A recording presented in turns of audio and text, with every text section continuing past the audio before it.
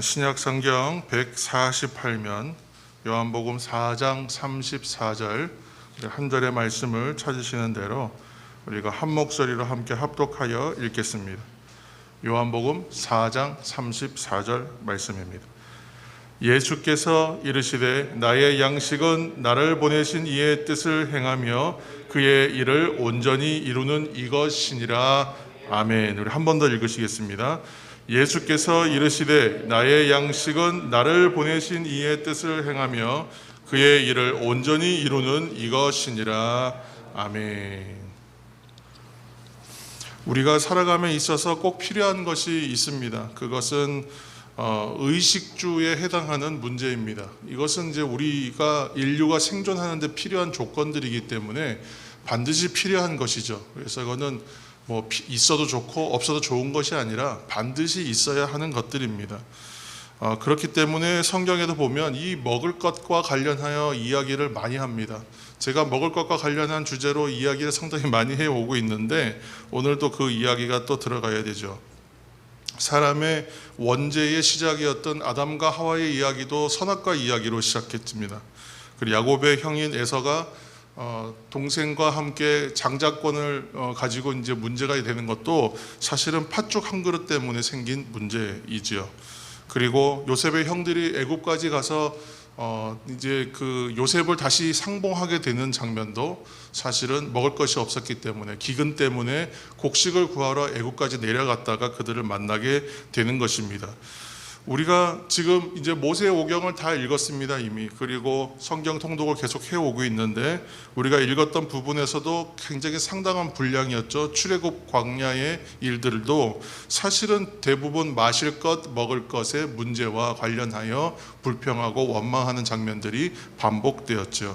그리고 가나안 땅에 들어간 그들이 이스라엘 백성들이 이방신을 섬기게 되는 과정도 풍요와 관련하여 곧 곡식 농사 짓고 거기서 얻어지는 이제 먹을 것들에 대한 이야기들, 그것과는 무관하지 않습니다. 이처럼 계속 먹을 것에 대한 이야기와 관련이 있습니다. 신약 시대에 와서도 예수님께서 광야에서 금식하시고 난 다음에 마귀로부터 받는 첫 번째 유혹이 무엇인가 우리가 보면 돌로 떡을 만들어 먹으라, 그것이었잖아요. 예수님께서 행하신 첫 번째 이적도 물이 포도주가 되게 하시는 이적이었어요. 그리고 사람들에게 강하게 예수님의 사역이 인식되었던 대표적 권능 중에 오병이어도 많은 사람들이 먹고 마시게 되었기 때문에 사람들이 따르게 되는 계기가 됩니다. 예수님이 받으셨던 이야기들 중에 평가 중에 하나가 죄인들과 함께 먹고 마시는 것을 즐겨 한다. 그래서 먹기를 탐하고 포도주를 즐기는 이다, 이런 평가도 받으셨죠. 이렇게 본다면 먹고 마시는 것이 처음에 말씀드린 대로 생존과 관련하기 때문에 필수 불가결한 것이실 뿐만이 아니라 먹고 마시는 것은 인간의 우리 사람들에게 있어서는 생존의 문제를 뛰어넘는 중요한 의미가 있겠구나라고 생각할 수 있는 것이죠. 그러니까 당연한 말입니다. 사람은 먹어야 살 수 있는 거예요. 그러나 우리의 육체가 이 먹는 양식으로 인해서 힘과 생명을 얻는 것이니까 당연히 먹는 것이 중요해요. 그러나 성경은 육신의 양식에 관해서만 이야기하느냐? 그렇지 않죠. 거기 머무르지 않죠. 그래서 오늘은 이 두 번째 이야기를 해야 됩니다. 바로 영혼의 양식에 관한 이야기입니다.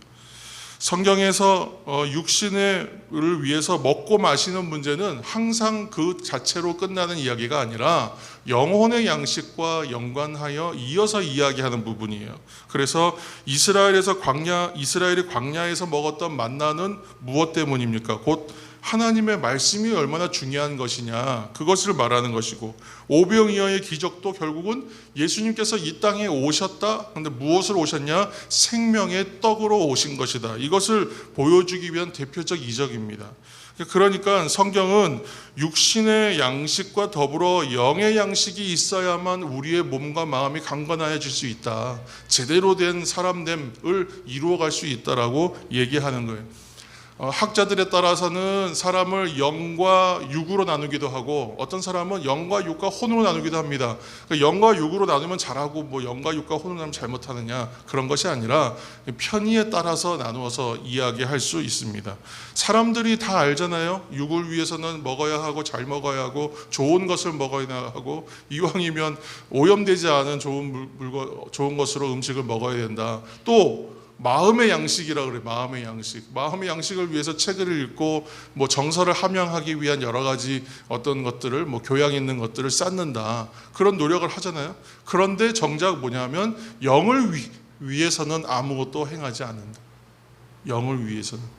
그래서 영의 이 갈급함이 있는데 사람들이 모르느냐? 사람들 영적인 존재예요. 그래서 사람도 이 영의 양식이 부족하면 그 결핍됨을 은연중에 깨닫습니다. 그러니까 이 허기짐과 이 연약함을 달래기 위해서 다른 것을 추구하는 거예요.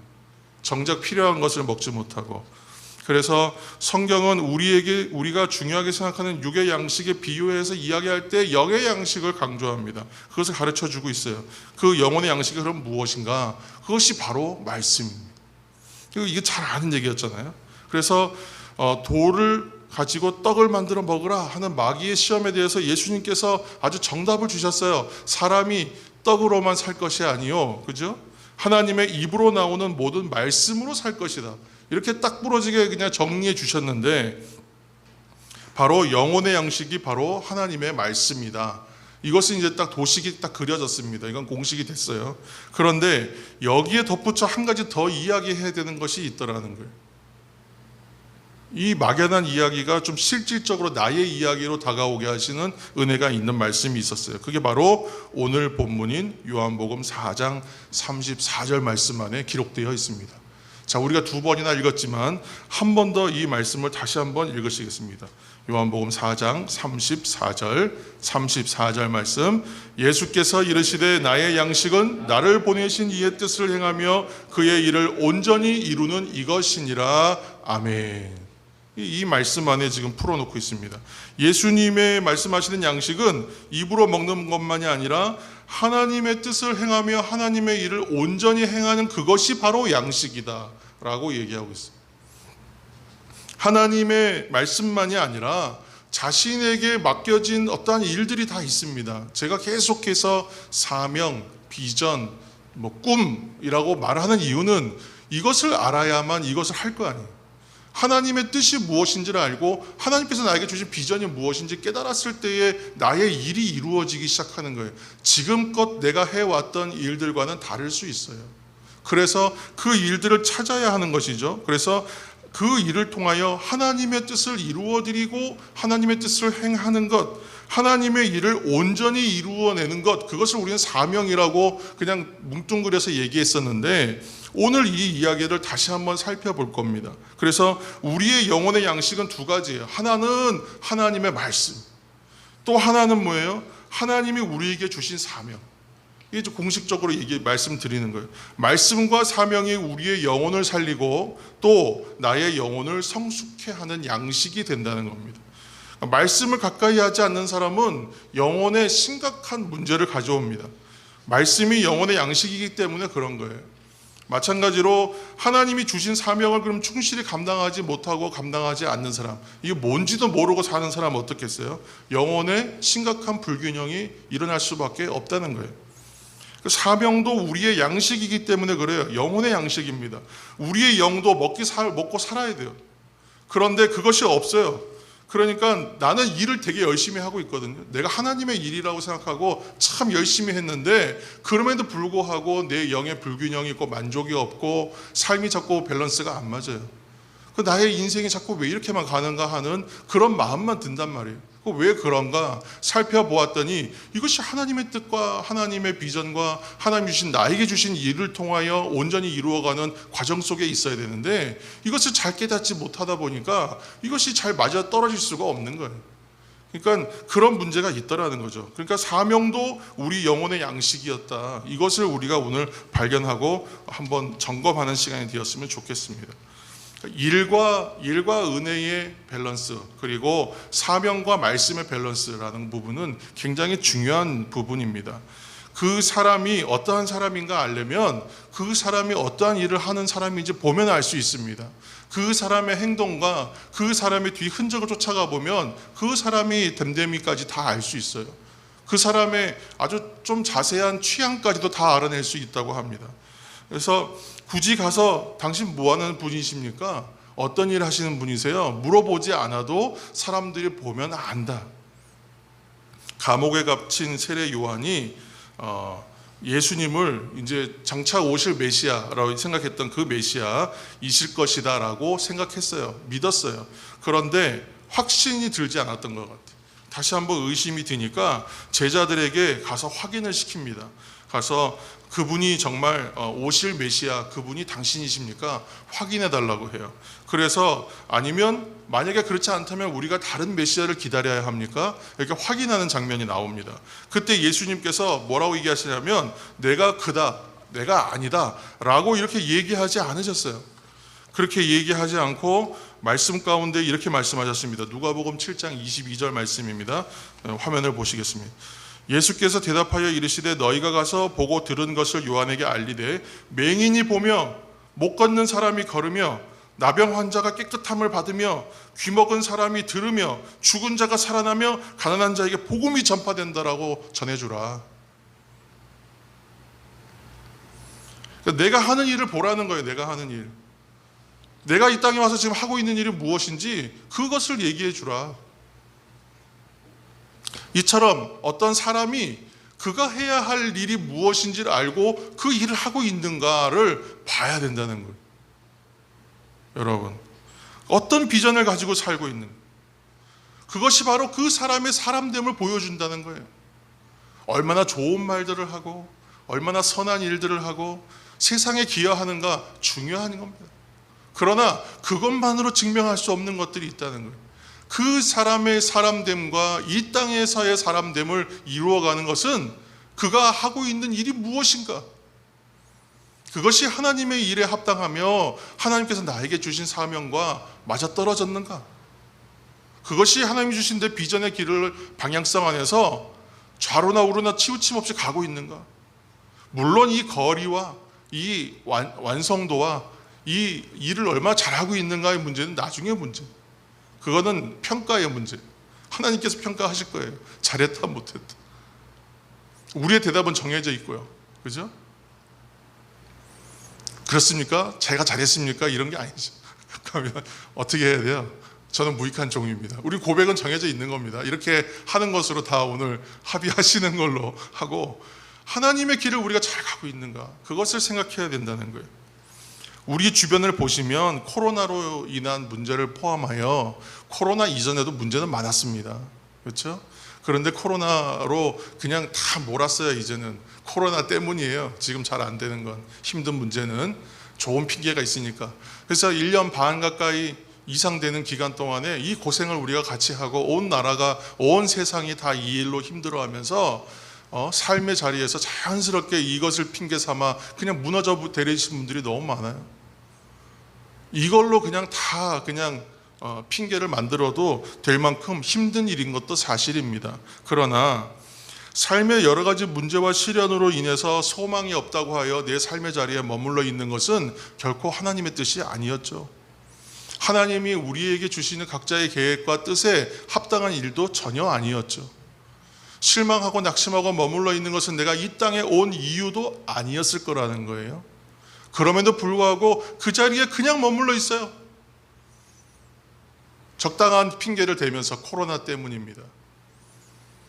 내가 삶이 너무나 어려운 문제, 이런 저런 문제들 때문입니다. 다 인정하고 다 이해할 만한 일들입니다. 누구나 힘들어요. 그러나 우리가 하나님의 사람들이라면 지금의 삶 가운데에서 어떤 모양으로든 하나님이 주시는 삶을 살아내야만 하는 것이 우리의 사명인 줄로 믿습니다.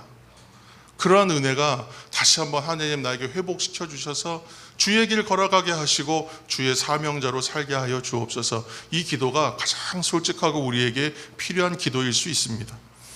그 일은 세상적 관점에서 보면 상당히 의미 없어 보이고 별일 아닌 것처럼 보일 수 있습니다. 대단해 보이는 일이 아닐 수도 있어요. 하나님께서 주신 사명, 저도 이제 목사로서 섬기지만 목사로서 살아가는 것이 세상적 관점에서 보면 대단히 중요해 보이지 않는 일일 수 있거든요. 얼마든지요. 별 볼 일 없는 일이란 얘기입니다. 별 가치 없어 보이는 일이에요. 왜 그 일에 그렇게 목숨을 거냐고 물어볼 수도 있어요. 그러나 이것이 내가 하나님께서 나에게 주신 길이라고 여기면서 갈 때에는 저는 대단히 이 길의 감에 대해서 만족하고 기뻐하면서 갈 수 있는 거예요. 그렇죠? 그것처럼 하나님께서 우리에게 주신 길 위에 내가 서 있을 때의 그 만족감들을 느끼는 사람, 그 사람이 사명자의 길을 걸어가고 있는 사람인 줄로 믿습니다. 그 어떤 것이라도 하나님의 영광을 위한 나의 작은 노력과 애씀이 하나님께 영광이 되고 하나님 주시는 자리에서 감당되는 일이고 이것이 잘하는 것이라고 여겨진다면 그 일을 시작하는 것만으로도 충분히 가치가 있는 것이고 이것이 하나님의 사람 되어가는 증거가 충분히 되기 때문이죠. 사랑하는 성도 여러분, 오늘 다시 한번 여러분들과 함께 도전합니다. 지금 어떠한 일을 하고 계십니까? 이것은 단순히 어떠한 직업을 하고 있고 어떠한 가치 있는 재화를 만들어내고 있느냐, 그 말씀을 질문하는 것이 결코 아닙니다. 당장은 우리 사랑 남은 교회를 위해서 여러분 어떠한 일을 하고 계십니까? 또 나의 삶의 자리에서 하나님 나라의 일과 하나님께 나에게 주시는 일들을 위하여 내가 어떠한 일들을 하고 계십니까? 더 나아가서 하나님의 나라의 확장을 위해서 나는 어떠한 일을 하고 있습니까? 만약 교회를 위해서, 나의 나됨을 위해서, 또 하나님의 나라를 위해서 내가 만약에 하는 일이 없다고 여겨진다면 지금 여러분들의 영혼들이 지금 양식을 잘 먹고 있지 못하거나 아니면 그런 밸런스, 영양의 불균형 가운데 있는 것이다. 더 심하게 보면 병들어 있다 라고 말할 수 있다는 것입니다. 우리가 항상 얘기하죠. 먹지 못하면 건강할 수 없고 건강하지 않으면 먹을 수 없어요. 이건 너무나 불가분의 관계입니다. 잘 먹어야 건강할 텐데 건강하지 못한 사람은 잘 먹지 못하는 거예요. 그 잘 먹으면 건강하다는 걸 알아요. 근데 건강하지 못하니까 먹을 수가 없는 거예요. 입맛도 없고 몸에서 받아들이지도 못해요. 그러니까 안 되는 거잖아요. 그게 어렵잖아요. 그러니까 성도는 하나님의 일을 할 때에 건강할 수 있는 겁니다. 이것은 우리의 사명이기 때문이에요. 그것이 세상적으로 인정하는 대단한 사명이나 아니면 대단한 능력이 아니라고 할지라도 상관이 없어요. 그거는 하나님 보시기에 사명이면 되는 거잖아요. 그렇죠? 그래서 대단한 사명이든 별 볼 일 없어 보이는 사명이든 말입니다. 그것이 우리의 영혼이 건강하게 되는 방법이다. 이런 의미에서 바울 사도가 자기 자신을 뭐라고 얘기하냐면 나는 하나님의 동역자라고 이렇게 못 박아서 얘기합니다. 저는 이러한 자신감과 이러한 결정이 참 좋다고 생각해요. 하나님의 동역자라는 말이 참 멋있는 말이에요. 하나님의 동역자가 뭐 대단한 일을 해야만 동역자라는 말씀이 아니에요. 하나님의 일과 관련한 어떠한 일이든 내가 붙잡고 있으면 하나님의 동역자라는 칭호를 받을 수가 있어요. 여러분, 이 칭호를 너무 멀리 있는 말이고 너무나 대단한 말로 표현해서 기억하실 필요가 없어요. 우리 모두가 하나님의 일을 함께하는 사람일 때 우리 모두가 하나님의 동역자인 줄로 믿으시길 바랍니다. 아멘입니까? 그 사람이 누구와 함께 일하는가가 그러면 중요한 일이 된 거예요. 그렇죠? 자, 첫 번째는 무슨 일을 하는 사람이냐, 어떤 일을 하는 사람이냐에 따라서 그 사람의 사람됨이 보인다면 지금 말씀은 어떤 얘기냐면 누구와 함께 일하는 사람이냐로 중요하다는 거예요. 결국은 어떠한 일을 하는 사람인가를 밝히기 위해서는 누구와 일하는지 보면 알 수 있어요. 왜요? 일을 혼자 못 하거든요. 누구와 함께 잘하고 있는지 봤더니 하나님과 일하고 있는 사람이에요. 그러면 하나님의 동역자인 거예요. 그러니까 그 사람은 뭐예요? 하나님의 일을 하고 있는 사람이에요. 하나님의 사역자예요. 이런 은혜가 있다는 것입니다. 하나님은 모든 역사의 주관자이세요. 그런데 하나님께서 그 역사를 주관해 가실 때 누구를 통하여 일하시냐 하면 사람을 통하여 일하신다. 하나님은 사람을 통해서 이 세상을 움직여 가시는 분이다라는 거예요. 그러니까 하나님은 사람을 통해서 자신의 뜻을 이루어내고 사람들을 통해서 하나님의 나라의 일을 이루어 가시는 거예요. 그러니까 하나님의 거룩하신 일들을 완성해 내가기 위해서 누구를 사용하시냐면 사람들을 통하여, 우리들을 통하여 그 일을 이루시기를 원하시더라는 거예요. 성경을 보면 하나님께서 얼마나 사람들과 함께 일하고 싶어 하시고 완성해 가기를 원하시는지를 알 수가 있어요. 하나님이 모세를 부를 때를 보세요. 모세가 순종하는 자리까지 여러분 얼마나 많이 거절하는지 아세요? 성경 자세히 한번 읽어보세요. 그러면 거절, 빼고 거절. 5번 합니다. 5번. 대략 보아도 5번. 그렇게 5번 계속 부르시는데 계속 회의적으로 미미적거리면서 빼고 이런 핑계 저런 핑계를 댑니다. 계속 거절하다가 나중에 뭘 하냐면 제가 말을 못하는 사람입니다. 입술이 뻣뻣합니다. 이런 핑계도 됩니다. 그러니까 이렇게 하면 하나님도, 제가 만약에 하나님은 아니지만 하나님 입장이면 야 간도라 간도, 내가 너 아니면 사람 쓸 사람 없냐? 충분히 그러실만 하잖아요. 그런데 끝까지 그렇게 포기 안 하세요. 이런 투정과 이런 불평과 이런 발뺌을 다 받아주시고 기어코 모세를 세워서 쓰시고 그를 통하여 출애굽 사역을 이루어 가신 거대한 하나님의 역사를 이루어 가잖아요. 모세만 그렇습니까? 기드온도 그렇고 뭐 요나 선지자도 그렇고 성경에 나오는 인물들 보면 한 번에 아멘, 내가 여기 있습니다, 감사합니다, 충성되게, 부족하지만 최선을 다해서 그렇게 말한 사람은 거의 보기 힘들어요. 저는 어린아이라 출입을 하지 못해 다 기본적으로 최소한 겸손을 깔던가 아무튼 뒤로 뺐어요. 이것이 그런데 하나님께서 일하시는 방법, 사람을 통하여, 사람을 불러서 그 사람을 통하여, 이 미련한 사람이라는 존재를 통하여 하나님의 일을 이루어 가시더라는 것이죠. 오직 이 보잘것 한 사람을 통해서 또 이 한 사람의 변화됨을 통하여 또 이 변화된 새 사람, 우리가 얘기했던 것처럼 변화된 새 사람을 통하여 그렇게 하나님의 나라 비전과 열정을 갖고 있는 사람들을 통해서 그렇게 하나님 나라를 확장해 가시더라는 것.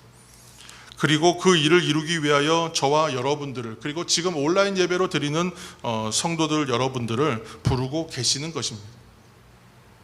그러므로 이 땅에 하나님의 나라가 더욱 성장하는 것은 하나님의 책임입니다. 하나님의 책임이죠. 그러나 동시에 누구의 책임이에요? 우리의 책임입니다. 우리 사랑담은 교회가 부흥되는 것과 우리 가정이 부흥하는 것과 내 한 사람이 성도의 삶이 부흥하는 것은 다 우리의 책임이에요. 이거 하나님의 책임이지만 우리의 책임이에요. 그러면 하나님의 탓이에요? 아니에요. 나의 탓이에요. 내가 안 되는 거예요. 지금 우리가 못하고 있는 거예요. 이것을 하나님의 탓으로 돌리는 것은 옳지가 않습니다. 하나님은 그 사명에 대한 책임을 그러나 우리들에게 어느 날 물어보실 거예요. 분명히 물어보세요. 얼마만큼 감당하며 살았느냐? 잘했느냐? 몇 개의 달란트를 줬는데 너가 이거만큼 몇 개 못했냐? 그렇게 말씀하시지는 않을 거라고 생각합니다. 그러면 한 사람도 자신이 없어요. 근데 분명히 이렇게 물어보세요. 얼마만큼 감당하며 살았느냐?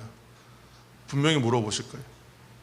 이 땅에 하나님의 나라는 예수님께서 이 세상에 오심으로 시작된 겁니다. 예수님의 첫 선포가 회개하라 천국에 가까웠느니라, 이것이었어요.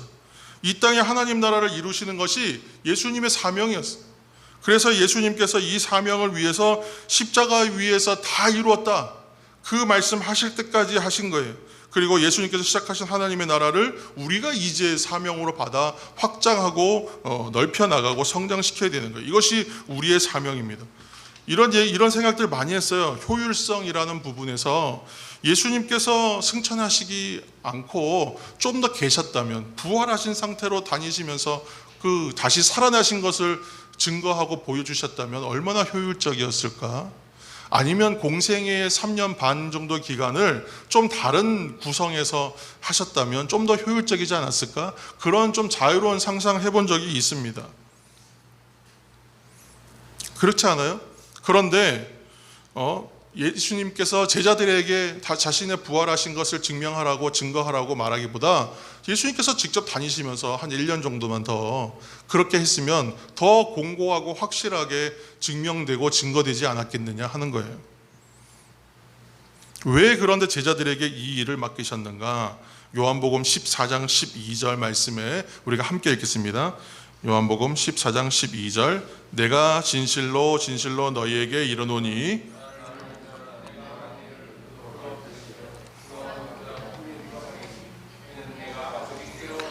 네, 아멘. 내가 진실로 진실로 너희에게 이르노니 나를 믿는 자는 내가 하는 일을 그도 할 것이요 또한 그보다 더 큰 일도 하리니 이는 내가 아버지께로 감이라. 아멘.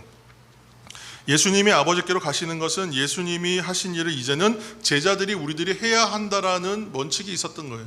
예수님만의 방법이 있으셨어요. 우리가 예수님의 일을 해야 하고 그 더 큰 일도 해야 할 것이 우리의 사명이었다는 거죠.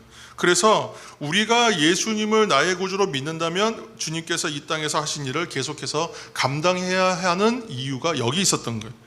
예수님이 또 마음 놓고 아버지께로 돌아가실 수 있었던 이유도 왜냐?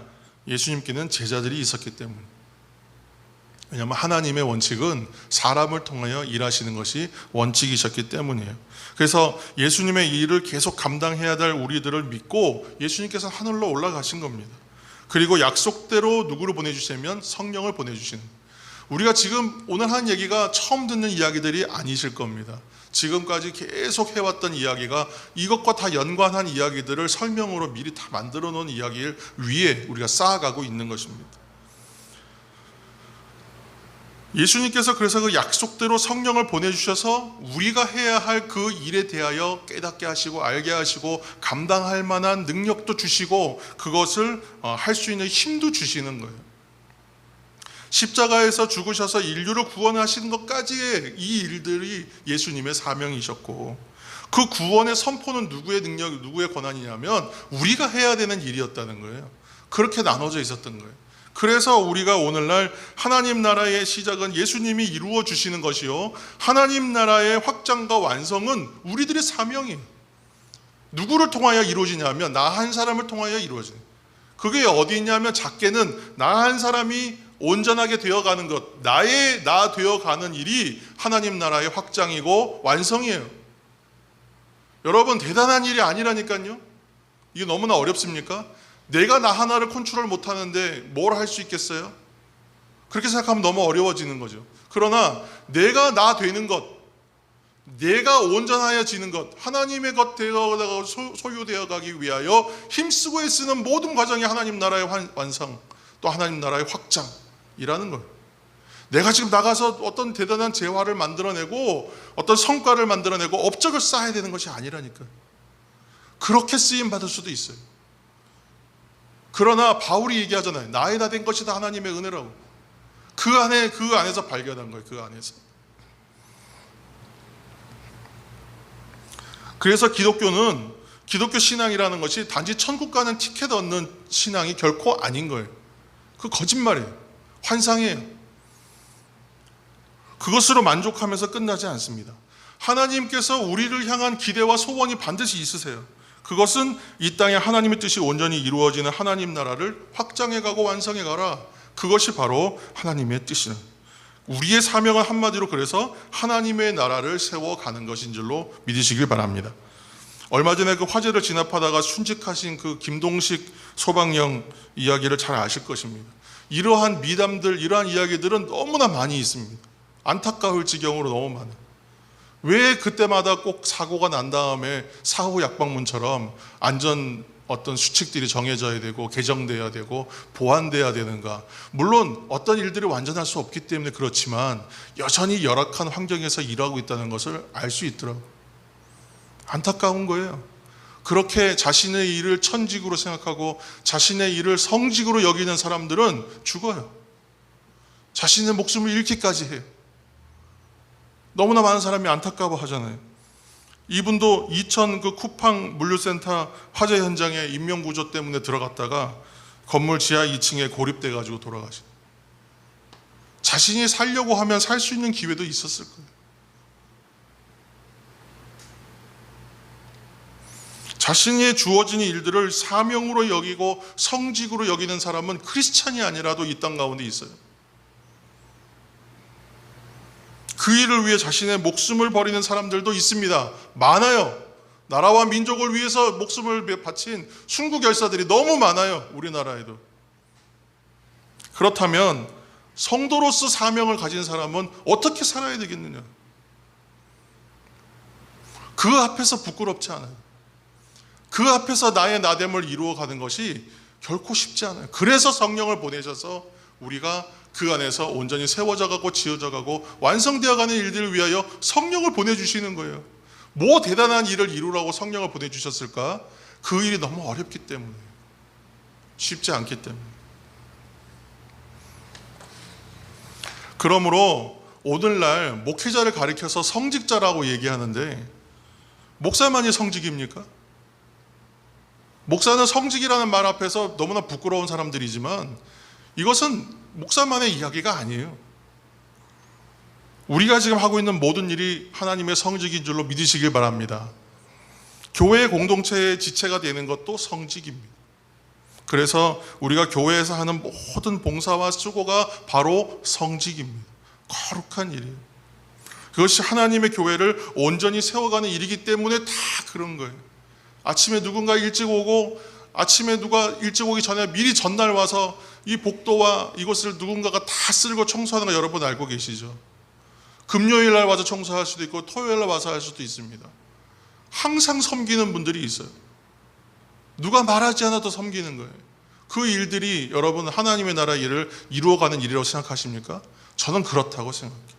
그러면 그 일이요? 성직이에요. 거룩한 사명이에요. 내가 하는 일을 통해서 하나님의 영광이 나타나고 내가 있는 곳에서 작지만 그리스도 향기가 뿜어져 나오는 일이라면 그 일은 다 성직이에요. 그 일은 다 완성해가는 일이고 그 일은 다 확장되어가는 일인 거예요.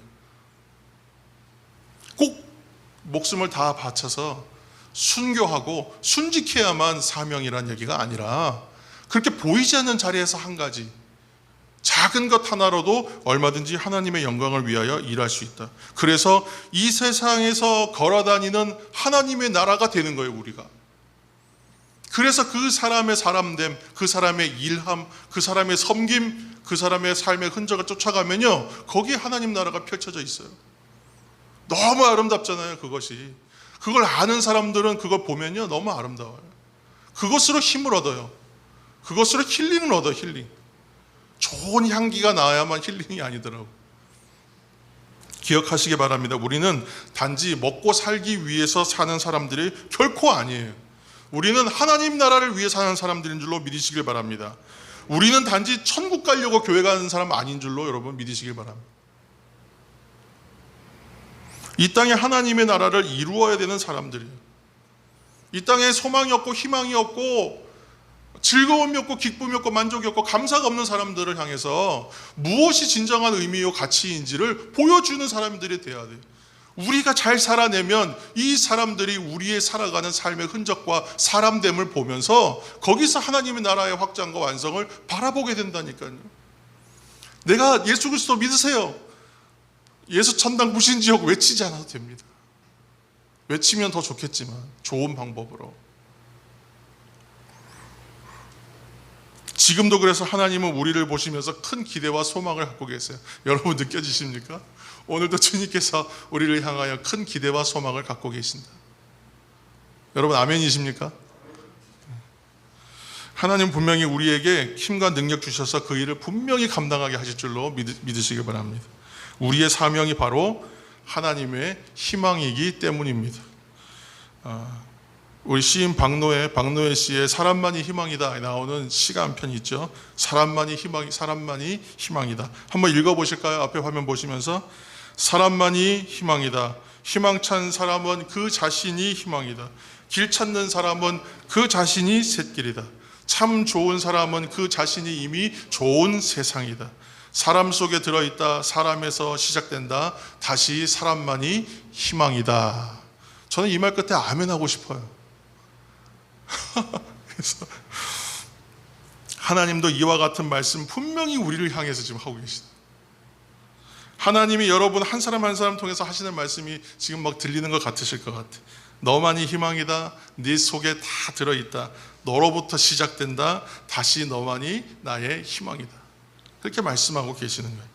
솔직히 사람이 절망하고 낙심하면 어떤 생각까지 가냐면 죽어야 되겠다. 죽으면 끝이다. 죽으면 끝나는 거지 뭐. 이렇게 생각할 수 있어요. 그러나 살아야 돼요. 왜냐하면 나는 아직 사명 다 완수하지 못했기 때문에 죽을 수가 없어요. 죽는 것이 끝이에요? 아니에요. 그 다음이 또 있어요. 그래서 사명이 있는 사람은 죽을 수 없어요. 그래서 사명 붙들고 어떻게든 살아내야 돼요. 어떤 모양으로든 주님의 일을 감당하면서 살아가야 하는 거예요. 그리고 그 길 끝에서 우리는 감사하게도, 정말 감사하게도 우리를 믿고 사명 주시고 우리에게 맡겨주셨던 그 위대한 일들이 이루어지는 것을 보게 됩니다. 그것이 어떠한 것이든 열매 맺어지는 것을 발견하게 됩니다. 그 열매의 풍성함을 가지고 하나님께서 칭찬하실 것이고 우리가 그 자리에서 그 영광을 받게 될 것입니다. 여러분, 이것이 진정으로 그리스도인들에게 주어주시는 하나님의 사명의 완전성입니다. 하나님의 나라가 확증되어지는 시간입니다. 여러분, 이러한 것이 우리의 보람입니다. 이것이 우리의 생명의 가치입니다. 그런데 이러한 것을 기억하지 못하고 잊어버리고 살아가고 낙심한 자리에 머물러 있다면 나도 힘들지만 하나님께서 정말 슬퍼하십니다. 이렇게 사명을 생각하면 그런 생각이 떠오릅니다. 어떤 찬양이 한 곡 떠오르는데 이 찬양이죠. 오늘 지금 이 찬양 한번 다 같이 한번 불러보실 텐데, 여러분 그 아나너드린 악보에 보면 오직 주의 사랑에 매여 라는 곡이 있죠. 이 소망의 언덕 기쁨의 땅에서 주께 사랑을 드립니다. 오직 주의 사랑에 매여 주의 임재 안에 갇혀서 내 영이 기뻐 노래하고 찬양합니다. 이 거룩한 땅에서 주께 내가 경배 드립니다. 주께서 주신 모든 은혜 나는 말할 수가 없습니다. 내 영혼 즐거이 주님을 따르렵니다. 내 삶을 주께 드리겠습니다. 그렇게 고백하는, 우리가 이 찬양 함께 하시면서 아예 준비하신 봉헌도 함께 찬양 가운데 함께 드리시겠습니다.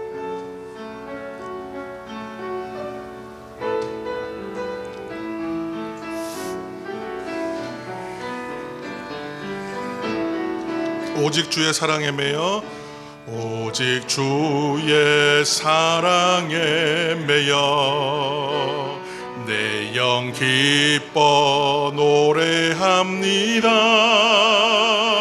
이 소망의 언덕 기쁨의 땅에서 주께 사랑 드립니다.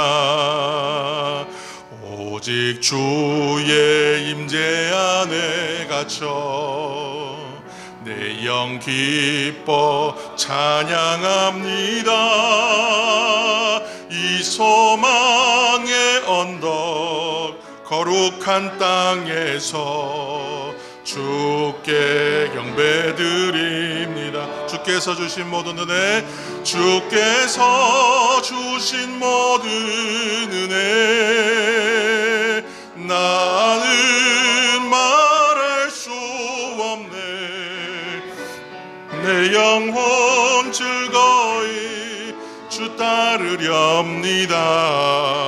주께 내 삶 드립니다. 주 다 믿는 자에게 능치 못함이 없네. 믿는 자에게 능치 못함, 믿는 나에게 능치 못함이 없네. 믿는 나에게 능치 못함 없네.